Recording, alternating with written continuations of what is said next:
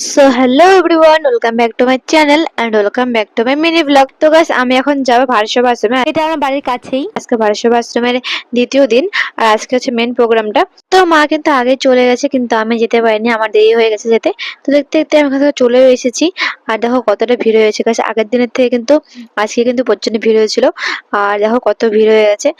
তো চলো মাকে আমি খুঁজি যে মা কোথায় আছে, তারপর তোমাদের সাথে আবার দেখা হচ্ছে। তারপরে গেছে আমি কিন্তু মাকে খুঁজে পেয়ে গেছি। আর এখানে দেখো কতটা ভিড় খাওয়া দাওয়ার জন্য। এখানে কিন্তু খাওয়া দাওয়া হয়, আর খাওয়া দাওয়ার জন্য আগে থেকে বলে না রাখলে কিন্তু প্রচন্ড ভিড় হয়। তো মা এখানে বলার জন্য দাঁড়িয়েছিল, মানে সিট বুক করার জন্য দাঁড়িয়েছিল। তো এখানে দেখো আমিও দাঁড়িয়েছিলাম, আর আমার বান্ধবীর সাথে দেখা হয়েছে দাঁড়িয়ে থাকতে থাকতে। তারপরে দেখো এখানে কিন্তু ভক্তিমূলক অনেক গান কীর্তন হয়, এখন যেমন হচ্ছে ভাগবত পাঠ। তো তাহলে তোমরা শোনো। প্রিয় দ্বৈত গদাধর শিবাসাদি গৌর ভক্তবৃন্দ। তারপরে গাছ ভাগবত পাঠ শোনা হয়ে গেলে আমরা এখন খেতে বসে পড়েছি। আর এখানে ছিল ডাল, পটল আলুর রসা, পাঁপড় ভাজা, আর লাস্টে পাতে ছিল হচ্ছে চাটনি আর পায়েস। তারপরে গাছ খাওয়া দাওয়া হয়ে যাওয়ার পর এখানে আমরা চলে গেছিলাম, বাইরেই দোকান বসেছিল যে কাঠের মালা, তুলসীর মালার। তো মা আমাকে অনেকদিন ধরে বলছিল যে তোকে পরাবো একটা তুলসীর মালা। তো ওই জন্য দেখো আমি একটা একটা নিয়ে নিয়েছি। আর এখানে এই দাদুটা আমাকে পরিয়ে দিয়েছে। এটা তুলসীর মালা পরেছি আমি। তো দাদাটা প্রথমে উল্টো করে পরিয়ে দিয়েছিল, তারপরে মা আবার ঠিক করে দিল। তো এখানে মন্ত্র করে আমাকে কাঠের মালাটা, তুলসী মালাটা পরিয়ে দিয়েছে। তারপর মা দেখো এখানে ঠিক করে দিচ্ছে, তোমরা সোজা করে পরিয়ে দিচ্ছে। তো গাইস, আমি শুনেছি কাঠের মালা পরলে নাকি, মানে তুলসী মালা পরলে নাকি মিথ্যা কথা বলতে হয় না, নিরামিষ খেতে হয়। আর আমি তো ভেবেছি যে মিথ্যা কথা বলবো না, ঠিক আছে, কিন্তু আমিষ খাবো। তো মন শুদ্ধ থাকলে সব শুদ্ধ।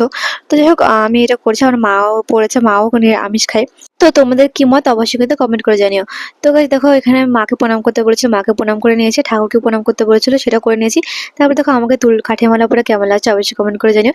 তারপরে গাইস আমি দুপুরবেলা বাড়িতে চলে এসেছিলাম, আর সন্ধ্যাবেলা এখন আবার যাচ্ছি, কারণ এখন হবে যজ্ঞ। তো গাইস আমি কিন্তু দুপুরবেলা কানের পরিনি, এখন পড়েছি। তো তোমরা কেউ নোটিস করে থাকলে অবশ্যই কমেন্ট করে জানিও। তারপর গাইস আমি কিন্তু পৌঁছে গেছি। আর এবার কিন্তু অনেক তাড়াতাড়ি যজ্ঞ শুরু হয়ে গেছিল। তো আমরা যাওয়ার কিছুক্ষণ আগেই, মানে আমরা গেছি, আর তার কিছুক্ষণ পরে যজ্ঞ শেষ হয়ে গেছে। চলো তোমরা একটু শোনো।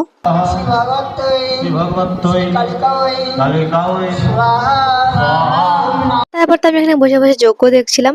আর যজ্ঞ শেষ হওয়ার পরে কিন্তু এখানে সন্ধ্যা আরতি শুরু হয়ে গেছিল, এখানে তরোয়াল নিয়ে সন্ধ্যা আরতি করছিল। তারপর যজ্ঞ শেষ হয়ে যাওয়ার পর এখানে গুরুদেবের চরণ রাখা ছিল, যেটা ফুল দিয়ে থেকে গেছে, যেখানে প্রণাম করছিলাম। আর এখানে স্বামীজি দেখো এখানে যজ্ঞটা দিয়ে দিচ্ছিল সবাইকে, তো আমিও দিয়ে দিলাম। তারপর এখানে আমি চরণামৃত নিয়ে নিলাম। তারপরে তো প্রসাদ দিচ্ছিল এখানে, তো আমি এখানে প্রসাদ খেয়ে মায়ের জন্য দাঁড়িয়ে আছি, মায়ের এখানে খাওয়া হয়নি ওই জন্য। তারপর চলে গেছিলাম ফুচকা খেতে, বাট আমার ভাগ্যটাই খারাপ, কারণ ফুচকার দোকানে গিয়ে দেখলাম আলু সিদ্ধ শেষ হয়ে গেছে। তো এখানে আলু সিদ্ধ মাখার পর ফুচকা খেয়ে কিন্তু আমি চলে এসেছিলাম বাড়িতে। আর তো আজকে ভিডিও এতটুকুই গাইস, ভিডিও কেমন লাগলো অবশ্যই কমেন্ট করে জানিও। আর ভিডিও ভালো লাগলে অবশ্যই লাইক কমেন্ট শেয়ার